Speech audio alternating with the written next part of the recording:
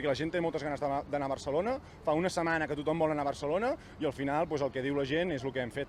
Sembla que només servim perquè els de Barcelona o àrea metropolitana vinguin a passar els caps de setmana, vinguin a gaudir dels nostres paisatges i se'n tornin. Si pot aconseguir alguna cosa, ho hem d'anar a aconseguir allí.